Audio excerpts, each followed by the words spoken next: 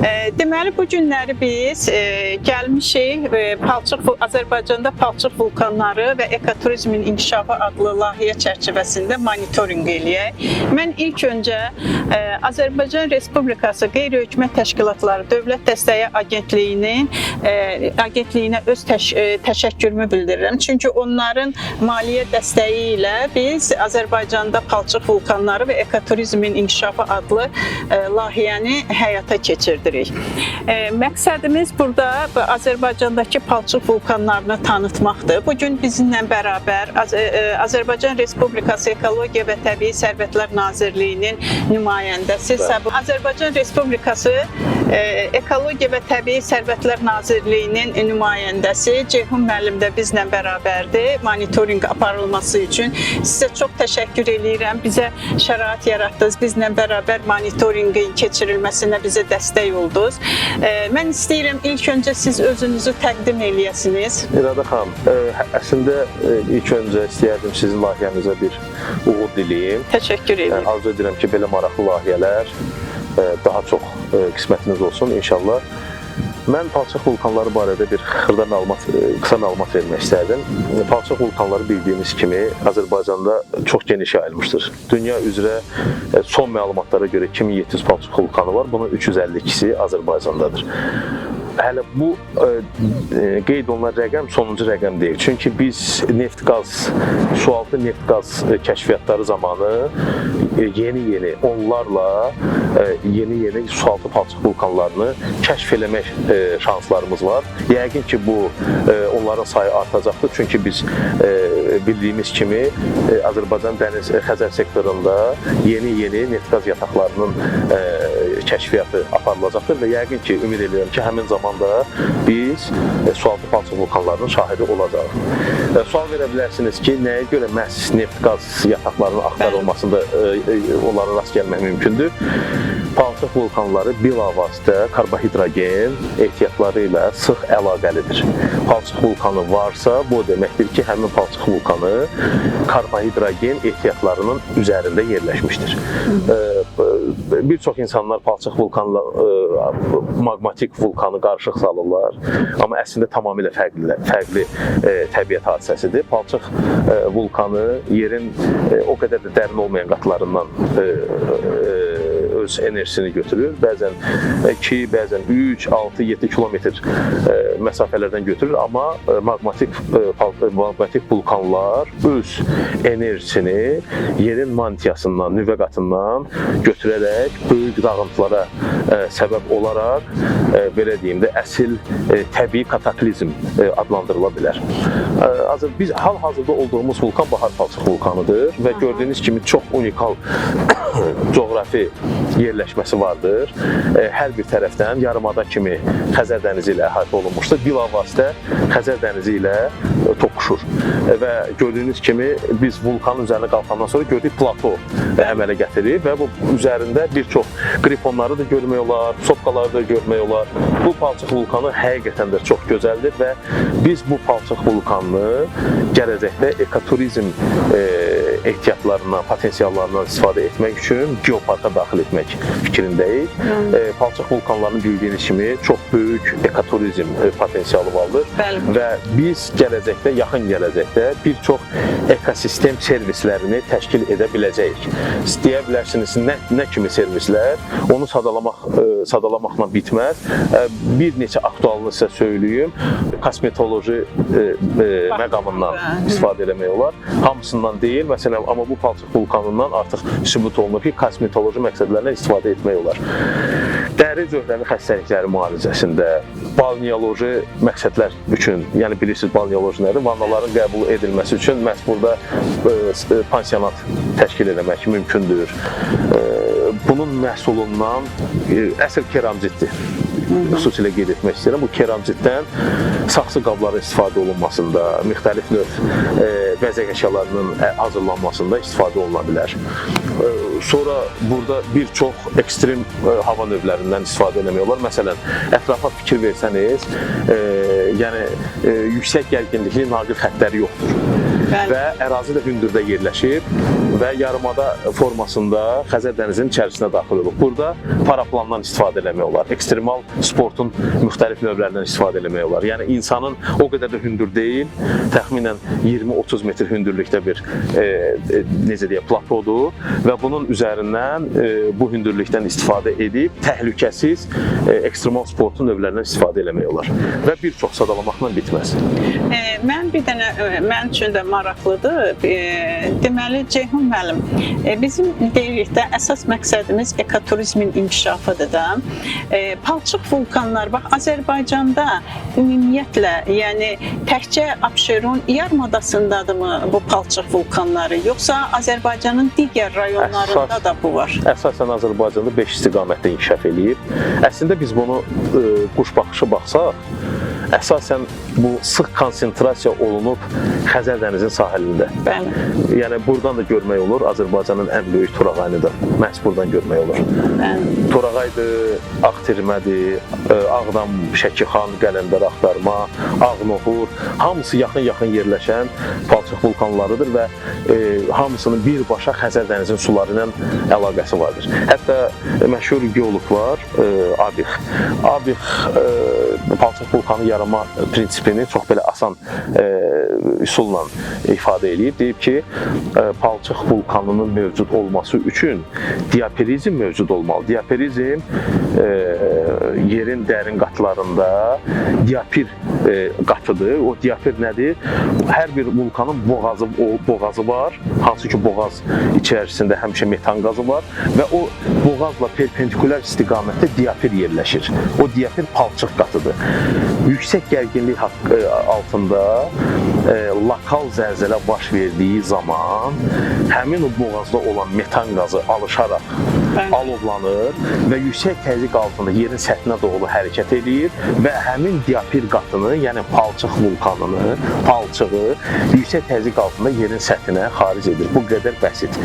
Və deyir ki, həmin alim, palçıq vulkanının mövcud olması üçün dəniz suyunun olması labüddür. Yəni onun əslində hipotezlər çoxdur. Yəni belə götürəndə fikir verin, dəniz sahilində, Xəzər dənizinin sahilində onlarla palçıq vulkanı var. Hamısı da yaxın-yaxın yerləşib və hamısı da aktivdir. Yəni əslində palçıq vulkanı haqqında düzdür, elmi təsdiq olunmuş tərəflərin danışmaqla da bərabər hipotezalara əsaslanıb bir çox şeyləri demək olar. Nəyə görə hipoteza? Çünki bu seysmoloji haldır, seysmoloji hadisədir. Necə ki, zəlzələni proqnozlaşdırmaq, zəlzələnin gücünü proqnozlaşdırmaq, vaxtını proqnozlaşdırmaq mümkün deyil, eləcə də palçıq vulkanı haqqında heç bir şey söyləmək olmaz. Yalnız o hadisə baş verəndən sonra müvafiq işlər aparıla bilər, baş vermiş hadisəni analiz etmək olar. Amma onun qarşısını almaq üçün və yaxud da proqnozlaşdırmaq üçün cəhdlər həmişə boşa gedir. O nöqteyi nəzərdən palçıq vulkanı təhlükəli təbiət hadisəsi hesab olunur. Bəzi palçıq vulkanları var ki, o daim enerjisini itirir. Məsələn, misal göstərim, Daşkil palçıq vulkanı. Nə zaman gedəcəz, orada demək olar ki, bütün o mikroforumlar, makroforumlar durmadan orada qaz çıxışlarını görmək olur. Qaz toplanmasını yox, çıxışlarını görmək olur. Bu, bir növ durmadan enerji itir, toplanmasına imkan vermir. Amma, məsələn, Osman Bozaq palçıq vulkanı və yaxud da ki, Torağay, buradan görünən Torağay palçıq vulkanı, Qarıca palçıq vulkanı və bir çox adlarını saymaq mümkün olan palçıq vulkanları illər boyu metan və digər qazlar toplanaraq doymuş hala gəlir və günlərin bir günündə lokal zəlzələ olduğu zaman orada püskürmə baş verir. Və ondan sonra həmin vulkan o yığdığı enerjini birdən-birə yerin səthinə doğru xaric edir. Həm alov sütunları kimi, həm çıxardığı vulkanlar kimi, həm də xaricə atdığı bərk cisimlər kimi.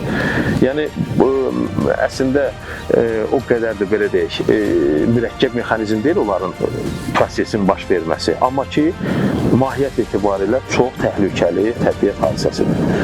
Biz həmin palçıq vulkanlarını ekoturizm məqsədilə istifadə edərkən bizim planımız odur ki, təhlükəli hesab olunan palçıq vulkanlarını məsafədən, amma təhlükəli olmayan statistikasına əsaslanaraq heç bir zaman güclü püskürmə olmayan palçıq vulkanlarının üzərinə çıxmaqla müvafiq ekoturizm fəaliyyətinə məşğul olmaq. Məsələn, biz bu dəqiqə palçıq vulkanı üzərindəyik. Bəli. Onun statistikasına nəzər salsaq, tarix boyunca çox güclü püskürməsi baş verməyib. Bəli. Və bu əmələ gələn 100 min illər, milyon illər boyunca əmələ gələn bu forumlar, mikroforumlar xaric olan süd tullantıların toplanaraq getdikcə boyunun artmağı hesabına başa gəlib. Biz bir qoruq olaraq, Bəli. Bakı və Abşeron yarımadası palçıq vulkanları dövlət təbiət qoruğu olaraq yarandığımız gündən bu günə qədər böyük işlər görmüşük. Bəli. O işlər nədir? Gəlin boynumuza alaq ki, palçıq vulkanları son 15 ildə populyarlaşıb. Bəli. Razısınızmı? Bəli, bəli, razıyam. Nəyi çox qoruyursan, nəyin üzərinə çox gedirsənsə, o əks effekt baş verir və insanlar deyir, bu nədir qoruyurlar bu adamlar? Və ona maraq artır. Son 15 ildə bu vulkanlar populyarlaşıb, gündəmə gəlib. Palçıq vulkanlarının belə deyək, inventarizasiyasını aparmışıq. Palçıq vulkanlarının 90%-ni xüsusilə qeyd edirəm. Bizə aid olsa da, olmasa da hamısına təbii ehtiyat kimi yanaşaraq onların təbii bərpa olunması üçün şərait yaratmışıq. O nədir? Vaxtilə insanlar bunun palçığından keramzit, tikinti məhsulu kimi oğurlayıb aparırdılar. Kor təbii. Və təsəvvür edin, bu mikroforum milyon illər, 100 min illər ərzində baş verir.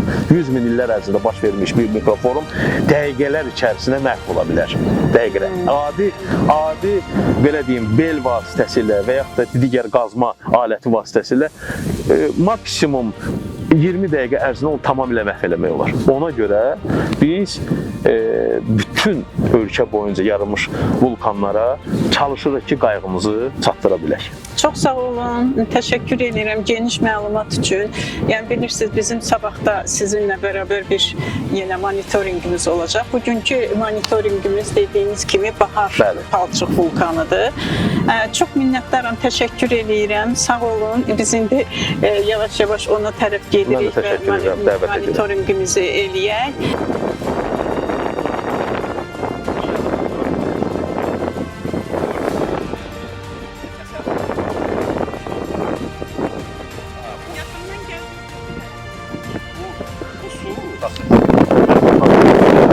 Merhaba. Buranın indi qoruğu bəxtlər biz gələndə mən gördüm, hadisəçilər var. Bəli, o hadisəçilər buraları qoruyurlar da. Biz sizə bir şey deyim. Bizim bəzi ərazilərimiz var, hansı ki o əraziləri bizimlə bərabər digər dövlət qurumları mühafizəçiləri qoyur. Məsələn, bu ərazinin neft şirkətinin o cümlədə mühafizəçiləri qoyur. Və mənim iki mühafizə yegerində bura təhkim olunub. Bir çox vaxtlarda birgə həmin ərazinin mühafizəsini monitorinqə keçirir. Yəni biz getdikdən sonra daim burada uşaqların əməkdaşları var. Çox gözəl. Daim, 24 il. Siz gedin mən uzaqdan çəkim. Çəkəndə deyil. Başlamışam mən siz. Var bayaqları qeyd etdi Miradə xanım. Görürsünüz burada neft ləkələri. Bu neft ləkələri onu göstərir ki, bu bilavasitə neft, qaz yatağının üzərində, karbohidrogen ehtiyatların tam üzərində. Fikir verin ki, burada durmadan, əgər zajqal yandıran olsa, yandıracaqsınız, alışasınız. Kibrit olsa çəksək Bəli, bəli. Çox maraqlıdır, bax bunun. Tam məhsul adı da breksiya. Nəyə görə breksiya deyirlər? Brek bildiğiniz İngilisində kərpiç demir. Qoruyandan sonra kərpiç görkəmi aldığına görə breksiya. Bu gördüyünüz üzərindəki o papaq 4 il, 5 il bundan qabaq yoxdur. O da yeni yaratılır. Sizə icazə verin, yaxınlaşdırın. Amma bu tərəfində də var.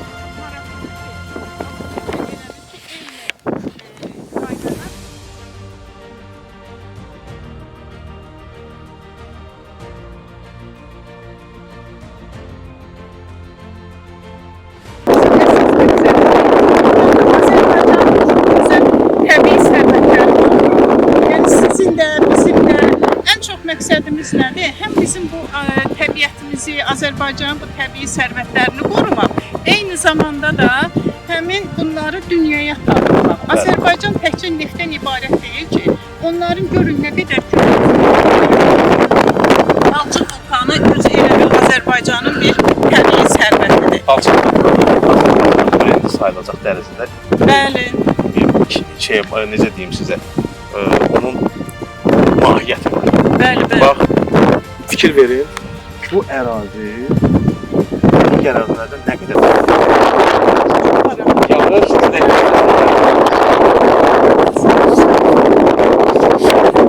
Burada dayanıb çəkilir. Buradan çəkirəm yazım mən. Necə qaynaqdır? Gözlərindən.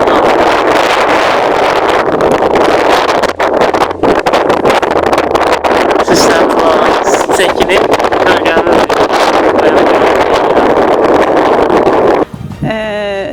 Sağlamlıq məqsədi üçün istifadə eləmək mümkündürmü? mikrofonum yox deyir. Eyb yoxdur. Ya, siz götürürük sizə. Hə. Bir də başlasın. Hə.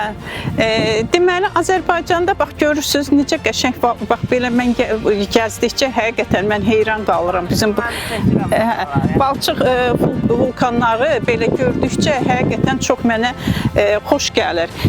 Biz bunlardan nəyə görə sağlamlıq məqsədi üçün istifadə eləyə bilmirik? Yəni bunlar doğrudan da sağlamlıq üçün istifadə etmək mümkündür, yoxsa elə bu bizim bir fərziyyəmizdirmi? Deməli, palçıq vulkanlarının hamısının tərkib hissəsində vahid tərkib var. Bəli. Belədir. Amma bir element biri digərində çoxdur, birində azdır. Bəzilərində isə əlavə elementlər də var.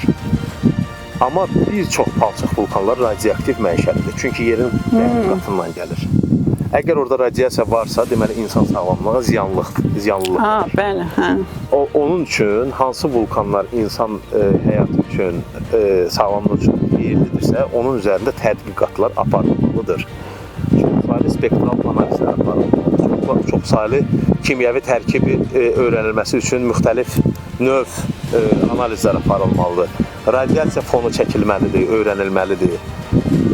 Amma bütün bu proseslər olandan sonra artıq üzə çıxan palçıq vulkanları ki olacaqdır.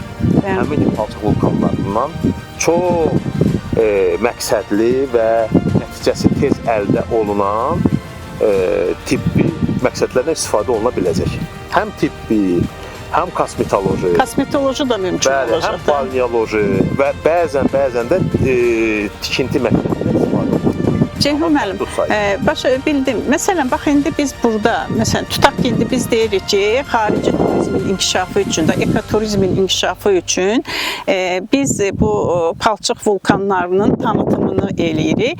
Amma bax, mənim üçün də maraqlıdır ki, biz burada, məsələn, elə bax bunların öz ətrafında həm bunlardan düzgün, yəni sağlamlıq məqsədi üçün istifadə eləmək, burada ya otelmi, ya məsələn bir sanatoriya da belə deyək, yəni belə bir şeylər təşkil eləmək mümkündürmü və yaxud da ki bu siz bilirəm ki bu işlə məşğul olduğunuza görə daha çox məlumatlısınız və bilirsiniz ki, yəni bu gələcəkdə nəzərdə tutulub yoxsa yox? Sizin sualınıza elə cavab vermək üçün burada olmağımız da yaxşıdır. Bəli. Çünki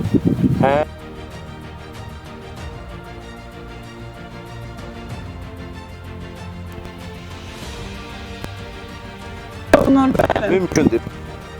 Maraq göstərən adamlar olacaq. Çünki bu vannaları Gürcüstanda, Axtalada, Rusiyada, Tizdarda istifadə eləyirlər. Bizim Azərbaycanlı İranlarda bunu belə deyək, servislərlə istifadə eləyirlər. Yəni nəyə də bizdə olmasın? Mən də bax, mənim üçün də maraqlıdır da. Yəni məsələn, mən Türkiyədə olanda, orada bilirsiniz də Dənizlidə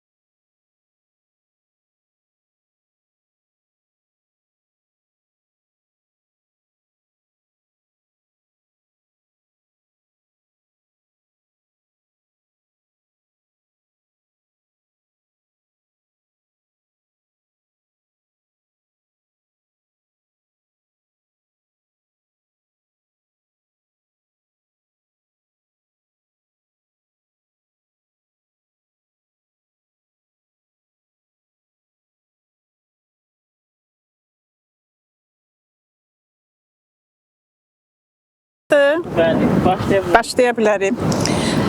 Bu günləri Səndən xahiş edeyim, çox xahiş edirəm. Üzü belə dur ki, çəkiliş aparmağı o görməsinlər. Bura tam nəzarətdədir. Yedi dayan. Qabağında dura bil. Nəysə, işində ol. Burada dayanın. Olsun, işində ol. İşində ol, işində ol. Ya baxıram buradan, narahat olma. Yox, eyb yox, dur qabağında onu tez qutarıq da. Bəli. Bu günləri biz deməli Azərbaycan Respublikası Qeyri-Hökumət Təşkilatları Dövlət Dəstəyi Agentliyinin maliyyələşdirdiyi Azərbaycanda palçıq vulkanları və ekoturizmin inkişafı adlı layihə çərçivəsində palçıq vulkanlarının monitorinqinin 2-ci günüdür. Mən buna görə Azərbaycan Respublikası Qeyri-Hökumət Təşkilatları Dövlət Agentliyinə öz təşəkkürümü bildirirəm ki, belə bir layihəni maliyyələşdiriblər. Eyni zamanda Azərbaycan Respublikası Ekologiya və Təbii Sərvətlər Nazirliyinin nümayəndələri və Nazirliyin özünə öz təşəkkürümü bildirirəm ki, bizə belə şərait yaratdılar ki, biz də gəlib burada bu monitorinqləri apara bildik. Ceyhun müəllim, sizə çox dərin minnətdarlığımı bildirirəm. Yəni 2 gündür bizlə bərabər bu cür yerləri gətirdiniz, göstərdiniz, palçıq vulkanları haqqında. Bütün demək olar ki, Abşeron yarımadasında nə qədər palçıq vulkanları vardı. Bunları hətta yol boyu belə bizimlə söhbət apardınız, söhbət elədiniz. Palçıq vulkanlarının adını bir-bir bizə vurğuladınız. Düzdür, onları belə yol boyu biz çəkə bilmədik, amma ki, ən azı onlarla bağlı bizə çox böyük bir məlumat verdiniz. Siz yenə də özünüzü bir tanıdın, özünüz haqqında bir məlumat verin, zəhmət olmasa. Əvvəl xəbər verdiyimiz kimi biz palçıq vulkanlarının qorunub, mühafizə olunub, gələcək nəsillərə çatdırılması üçün bir fəaliyyətimiz vardır və biz bu istiqamətdə yorulmadan, durmadan çalışırıq. Məhz bizim fəaliyyətimizin nəticəsidir ki, əvvəllər təxminən 15 il bundan əvvələ qədər çox ciddi antropogen təsirlərə məruz qalmış bu gözəl təbiət abidələri, palçıq vulkanları artıq öz qayğısını görürlər, özlərinin layiqli qayğısını görürlər və biz demək olar ki, bütün palçıq vulkanlarının özünü təbii bərpa etməsi üçün şəraitini yaratmışıq. Məsələn, biz yol boyu sizə hətta izah elədim ki, biz hansı formada mühafizə tədbirlərini həyata keçiririk. Yəni, bizim mühafizə əməkdaşları qrup halında kompakt yerləşmiş palçıq vulkanları üzrə deməli, naryadlara bölünmüşdür və gün ərzində biz həmin ərazilər üzrə öz xidmətimizi aparırıq və palçıq vulkanların toxunulmazlığını təmin edirik. Bu palçıq vulkanlar hansı təsirlərə məruz qala bilər? Palçıq vulkanlarının yaxınlığında evlər inşa edə bilərlər. Palçıq vulkanının ixrac etdiyi məhsuldan müxtəlif məqsədlər üçün istifadə edə bilərlər. Palçıq vulkanının ərazisinə daxil olmaq belə həmin palçıq vulkanında illər boyunca yaranmış mikroformları tapdaq altına almaq deməkdir və bunun kimi bir çox sadalamağı mümkün olan səbəbləri izah etməklə nə qədər ciddi təsirlərə məruz qala biləcəyini göstərə bilərəm. Və məntiqi davamı olaraq söyləmək istərdim ki, məhz üzərində durduğumuz bu palçıq vulkanı da bizim tərəfimizdən qorunur. Bunun adı nədir? Biz dünənləri Baxar vulkanı idi, bəli. Bu vulkanın adı nədir? Bu palçıq vulkanı zahiri görünüşünə görə dəvənin üst hissəsini xatırlatdığına görə dəvə boynu adı. Bəli, dəvə boynu adı almışdır və bu palçıq vulkanı 3 hissədən ibarətdir. Gördüyünüz qədər o tərəfdə və aşağı yamacda. Həmin hissələrə əsas palçıq vulkanının təzahürləri deyirlər. Yəni palçıq vulkanı özü vahid formadadır, amma qolları onun təzahürləri adlanır. Bu palçıq vulkanı ümumiyyətlə çox bəyənilən palçıq vulkanlarındandır və burada istənilən, ağlımıza gələn, istənilən ekoservis xidmətlərini, ekoturizmi burada inkişaf elətdirmək olar. Həm hündürdə yerləşib, havalı yerdir, havalı yerdir. Görünüşünü görürsünüz ki, Abşeron yarımadasının ən gözəl palçıq vulkanlarındandır. Ben həqiqətən möhtəşəm, belə görünüş çox möhtəşəmdir. Həm də mən demək olar ki, burada belə havası o qədər sərindir ki. Hətta bu qızmar yay vaxtı, saat 6-dan sonra burada turistlər üçün çox rahat iqlim şəraiti yarana bilər ki, hansı ki şəhərin mərkəzində onlar əziyyət çəkə bilərlər o sizə, amma burada istənilən sutkada 6-dan sonra bu cür sərin külək. Valla çox qəşəng olar ki, ekoturizmlə bağlı doğrudan deyib, burada qəşəng şərait var, yəni gəlib burada çadır qurub, yəni burada müəyyən bir, məsələn, bəzi yerlərdə baxırsınız ki, məsələn, həmin o yerin yeməyini, nə bilim, nəyisə belə daha məşhurdursa, spesifik şeylərini burada təşkil eləmək olar. Məsələn, xarici turistləri bura cəlb edib, burada bunlar üçün bunu təşkil edib. Həm bu palçıq vulkanlarımızla bağlı tanıtım etmək olar, həm də ki, burada həqiqətən havası o qədər gözəldir ki, mühtəşəm bir havası var. Bizim planımızdadır ki, bu ilin, cari ilin növbəti 5 ay ərzində bizim 3 tədbirimiz olacaq. O tədbirlərdə ikisi quru tədbirləridir, biri dəniz tədbiri, sizə söylədiyim kimi. Və onların birini məhz burada keçirmək istəyirik. Çox böyük kütlə, yəqin ki, bir 100 nəfərdən ibarət insanları bura yığacaq və onlara ərazi haqqında, fikirlərimiz haqqında, ideyalarımız haqqında geniş məlumat verəcək və xüsusilə qeyd etmək istəyirəm.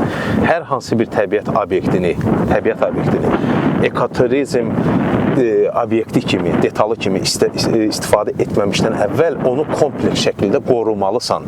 Bəli. Biz bu vulkanları qorumasaydıq bu 10 neçə il ərzində, 15 il, 16 il ərzində bu günləri, bu şərait, bu görünüş olmazdı və həmin fəaliyyəti bu insanlar, bizim mühafizə əməkdaşları həyata keçirirlər yorulmadan, usanmadan. Çox təşəkkür edirik. Ona görə də biz bu görünüşün, bu təbii görünüşünün mövcudluğuna görə bizim qoruğun mühafizəliyik. Bəli, çox təşəkkür edirəm. Bu gün bizimlə bərabər doğrudan da bu qoruqların mühafizə xidmətinin nümayəndəsi bizimlə bərabərdir.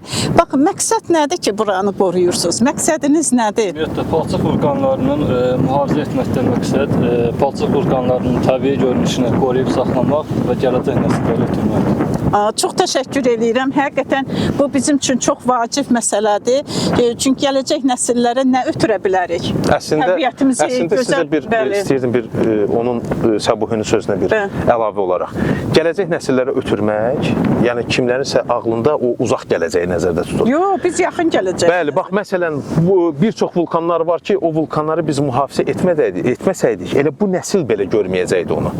Yəni, o vulkanların məhsulundan davamlı daşınma, həmin ərazilərin müxtəlif növ tullantıların atılmağı və bir çox fəaliyyətlər, antropogen fəaliyyətlər, o vulkanı demək olar ki, məhv edəcəkdir və indiki nəsil onu görməyəcəkdir. Və ona görə bizim fəaliyyətimizin əsas istiqaməti onların qəti olaraq mühafizə olunmasıdır və istənilən şəxs, Azərbaycan vətəndaşı, palçıq vulkanlarının koordinatlarını alıb həmin əraziyə gedərsə, orada göstərdiyimiz qayğı, diqqəti həmən hiss edəcək. Nədə hiss edəcək? Ərazinin təmizliyində, ərazinin bir dənə zəhmət olmasa ətrafa baxsanız, bir dənə belə heç nə yoxdur. Burada adi hallarda, bura ən küləkli yerdir. Adi hallarda bura bütünlüklə salafan kloklarla və başqa tipli tullantılarla örtülü olur. Və biz onu həmən yığışdırırıq, çünki buna bizim başqa bir şansımız yoxdur. Həmən yığışdırmalıyıq ki, yəni təsəvvür edin ki, bu ərazi salafanlarla örtülsə, bu boyda gözəl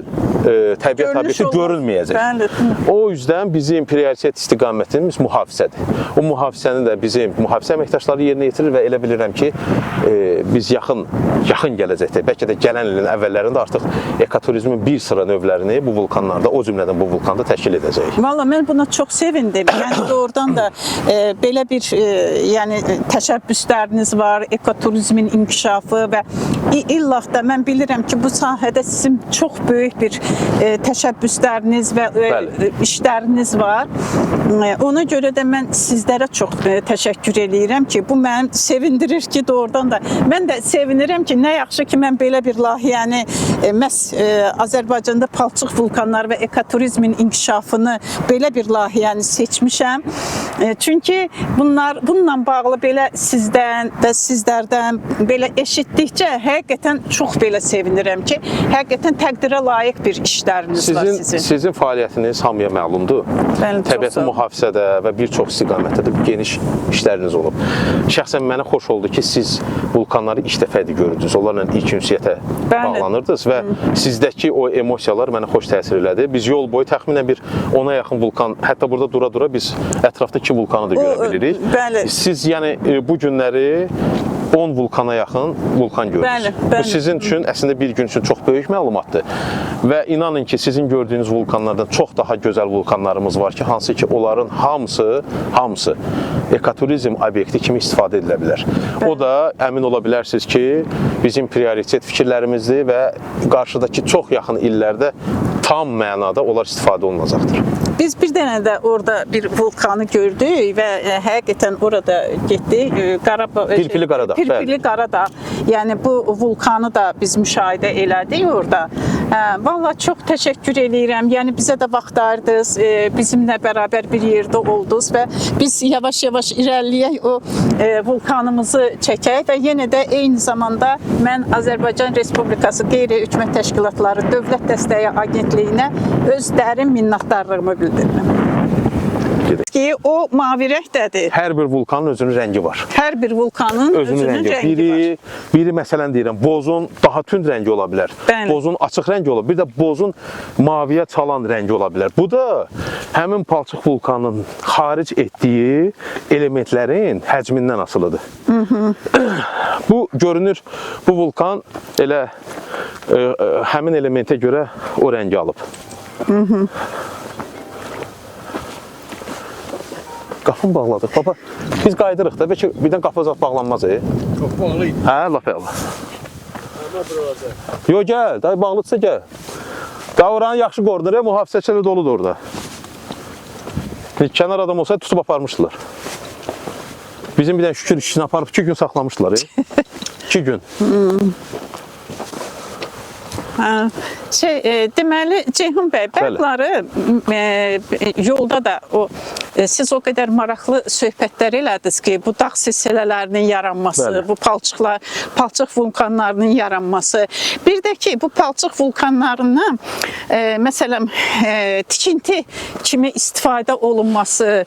Amma yəni siz bunları qoruyursunuz, saxlayırsınız, bunlara icazə vermirsiniz ki, bunlardan belə əlavə olaraq istifadə kimi gəlib götürüb. Amma bunlardan mümkündür da, məsələn tikinti kimi istifadə edilsin.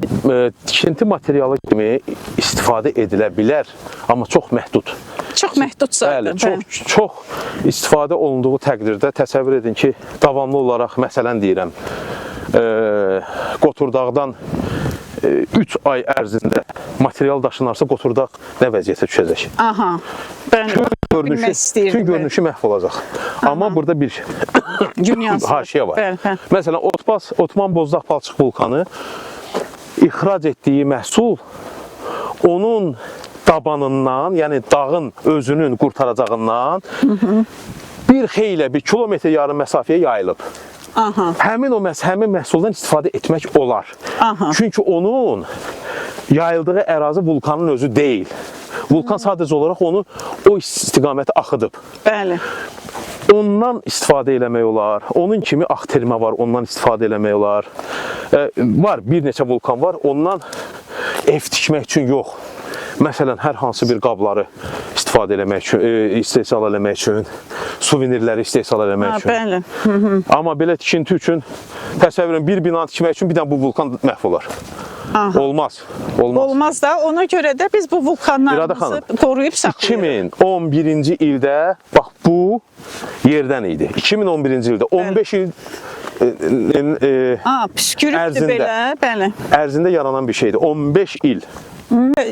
Şeydir, bura çox maraqlıdır. Yəni bunlar da gələcəkdə belə qalxıb o vəziyyətə yarana bilər. Onun milyon illər yaşı var. 100 min, 200 min, nə qədərsə. Deməli bunlar da belə qalxıb nə zamansa? Onun balaca formasıdır. Bunlar onun balaca formasıdır. Dəvə boynu. Dəvə boynu budur. Dəvə boynu. 100 ildən sonra, 200 ildən sonra. Yox, 1000, 200 min. Hə, 200 min, bağışlayın. Təsəvvür eləyin, yəni belə deyək də. 200 min ildən sonra, bax bu da böyüyüb elə bir vəziyyət ala bilər. Yəni bu ehtimaldır. Görürsünüz, burada neftin ləkələri var. Buna gəl yaxından. Neft ləkələridir, bax. Hə, neft ancaq çox qəribədir. Əlimə belə sala bilərəm. Qəribə niyə olmur ki? Sonra çətin... Nə qəribədir. 17 dərəcə Selsidir, stabil. Bax bu nədir belə? Ona deyilir brekçiyə. Sülb tullantısı. Nə tullantısı? Sülb tullantısı. Bəli. Bu nə üçündür? Bu xeyri var ya məsələn Oradan məncə yox. Baharda var amma. baharda var, Baharda var, yoxdur. bəli. Hə. Onu elə əlinizi salın da yuyun. Elə mən də ona görə istədim. Aha, çox maraqlıydı. Çox maraqlıdır. Həqiqətən, yəni möhtəşəm bir Çox gözəl. 200 dənə quru vulkan var. 180 qurudun hər biri şəxsən mənim özümə tanışdı necə? Və bu vulkanda bunu 2011-ci ilin Bəli. oktyabr ayında qurmuşuq bunu. O ki, buradan kiçik təzə fəaliyyətə başlamış Qrifon öz axıntısını axıdırdı, neft, su. Biz onu prosta üzə görsətməkdən ötürü haşiyə aldıq ki, gələn adam görə bilsin ki, burada belə bir şey var. Gördüyünüz kimi bəziləri öz fəaliyyətini davam elətdirir, bəziləri oradakı kimi. O format. Bəziləri amma ümumiyyətlə bir müddətdən sonra sönür. Hə, tamam. Nəyə görə sönür? Ona görə ki, orada çatda metanın miqdarı tam azalır. Çünki onu hərəkətə gətirən qazdır. Bir də sizə bir sual vermək istəyirəm. Bax, siz bilirsiniz də, bu dəqiqə ekoloji təmiz biz deyirik ki, yaşıl enerji. Məsələn, bax, bundan biz hardasa yaşıl enerjidə istifadə edə bilərikmi? Bir mənalı enerji deyiriksə, bunu gübrə kimi istifadə eləmək olar. Ancaq gübrə kimi istifadə edə Başqa nə bilərik. kimi Amma istifadə? təbii gübrə. Təbii gübrə, yaşıl enerji, məsələn, yanar şistdən Bəli. Elə bir tüstü buraxır. Bəlkə də indi biz bunu uzaqdan görürük, bəlkə də vulkan püskürür orada. Samir, bəlkə onu zoomla yaxınlaşdırasan, baxasan. Yaxınlaşdırmışam. Hər şey ola bilər.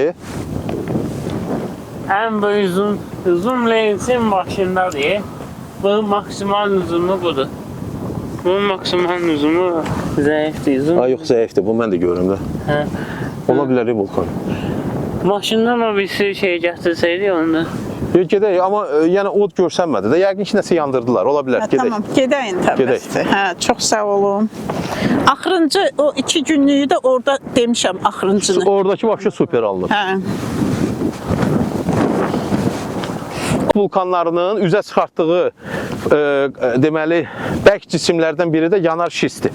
Yanar şisti elmi iş olaraq çox belə geniş öyrənirlər. Yəni bu özü bir elmdir. Yanar şist necə əmələ gəlir? Nəyə görə bu formada əmələ gəlir? Tərkibi nədir? Babalarda istifadə olunur ki, temperatur yaransın. Temperatur yaransın və temperatur spiral effekti yaradır. Bəli, burada nə gözəl. bir-birinə yaxın belə kağız formasında paralel fikir verin. Təbiət bunu paralel yaradır. Paralel yaradır. Spiral da necədir? Bir-birinə paralel dolanmış şeylərdir. Bəli, bəli. O da həmin effekti yaradır, isidir və temperatur ona nə deyirdilər? Kondensatorun lövhələri deyirdilər də. Arasında, bu lövhələr arasında temperatur qalır və saxlayır orada deyə yayılır. Tez açıq olsa temperatur itər. Arada qalır deyə alta da üstə də istilik effekti verir. Deməli bu onu əmələ gətirir. Bəli, yanar şist. İstilik effektini yanar şist. Yanar şist özü böyük bir elmdir, biləsiniz. Çox gözəl. Su yataqları var. Onları mən o qədər belə mənim üçün maraqlı oldu ki, onlar nə edirdi? Onlar məsələn kəndlərdə, həmin ətraf kəndlərdə belə otellər düzəltmişdilər və o dağlardakı o isti suyu axıdırlar orada vannalar qəbul edirdilər və həm yerli cəmaət oradan istifadə edə bilirdi. Orada kənd məhsulları, böyük bazarlar var idi. Həm yerli insanlar məsələn həm də evlərini icarəyə verirlər. Kimsə istəyir getsin orada onlardan istifadə eləsin. Pamukkale deyiləndə siz bilirsiniz onu. Amma o qədər həmin mən orada olanda da bax mən də onu düşünürəm ki, bizdə nədən bunlar olmasın? Bax bizdə də bizim sərvətimiz onlarınkindən daha çoxdur. Yəni belə ümumiyyətlə götürəndə. Bəli. İkincisi, bunu bir ekoturizm məhsulu kimi düzgün təqdim edilir. Bəli. Biz artıq onun üzərində işləyirik. Bura düzgün təqdim olunarsa, investorlar da gələcək, iş adamları da gələcək. Yəni biz bunu qeyri-adi təbiət istifadə edəcəyik və əvvəllərimiz, maliyyəli, sözün məsəfələri,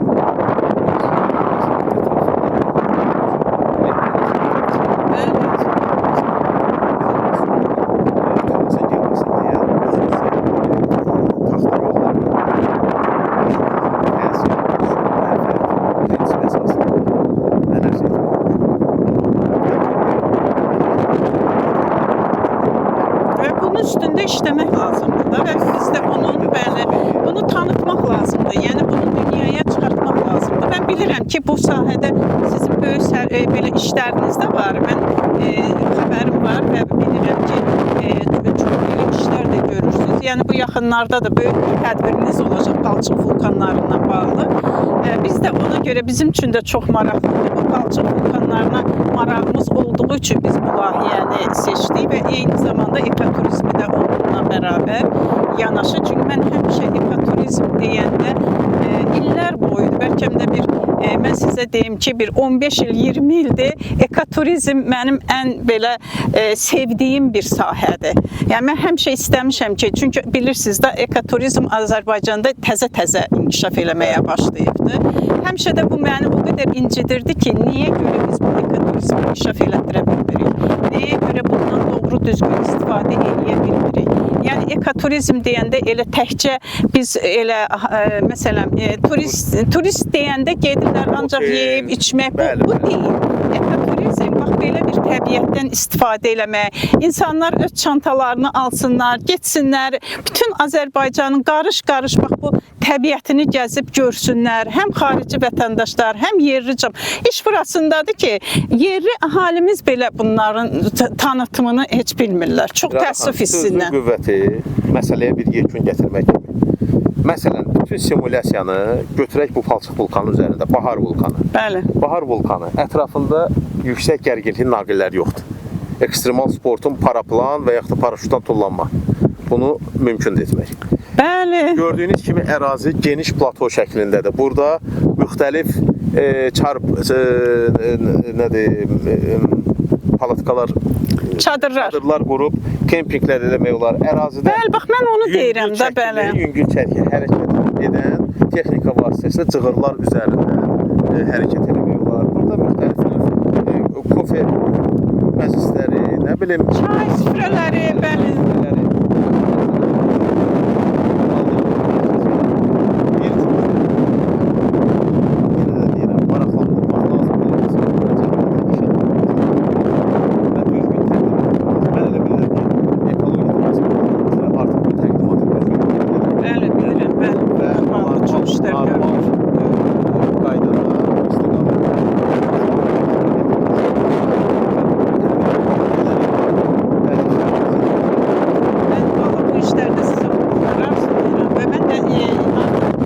Bu günləri 2 gün siz bizimlə bərabər bu həm Bahar vulkanı, həm Bibili Qaradağ, bəli, bax bunlarla bağlı bizə çox böyük tanıtımlar etdiniz. Sizə çox təşəkkür edirəm bu tanıtımınıza görə və sizlərə işlərinizdə uğurlar arzulayıram və bir daha mən Azərbaycan Respublikası Qeyri-Hökumət Təşkilatları Dövlət Dəstəyi Agentliyinə öz təşəkkürümü bildirirəm belə bir gözəl layihəni maliyyələşdirdiyi üçün. Çox sağ olsun, təşəkkürlər, minnətdarım sizə.